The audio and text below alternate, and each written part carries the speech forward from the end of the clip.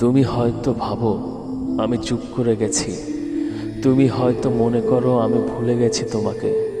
কিন্তু অভিমান মানে ভোলা নয়, অভিমান মানে ভালোবাসার গভীরে জমে থাকা কান্না।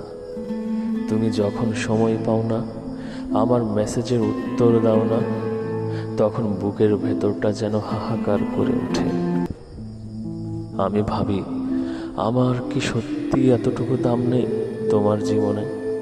কোনোদিন কি মনে পড়ে না আমাকে কে সবচেয়ে বেশি তোমার জন্য অপেক্ষা করে? অভিমান কি জানো? এটা সেই নীরব ক্রন্দন যা মুখে বলা যায় না, কিন্তু হৃদয় টেনে নিয়ে যায় ঠিক তোমার দিকে। আমি রাগ করি, কথা বলা বন্ধ করি, তবু ভেতরে ভেতরে তোমার খোঁজ করি। তোমার নামটাই বারবার ডাকি নিঃশব্দে।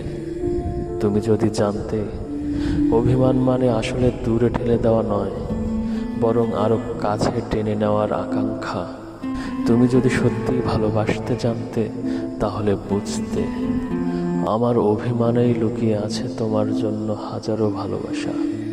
আমি অভিমানী, কিন্তু এই অভিমান ভাঙানোর অধিকার কেবল তোমারই। তুমি একটুখানি হাসলে, একটু হাত বাড়ালে, আমার সব রাগ, সব ক্ষোভ গলে যাবে নদীর জলে। কিন্তু তুমি যদি চুপ থাকো, আমিও অভিমান নিয়ে চুপ করে থাকবো। কারণ মনে রেখো, ভালোবাসা যত গভীর হয়, অভিমানও তত বেশি দীর্ঘ।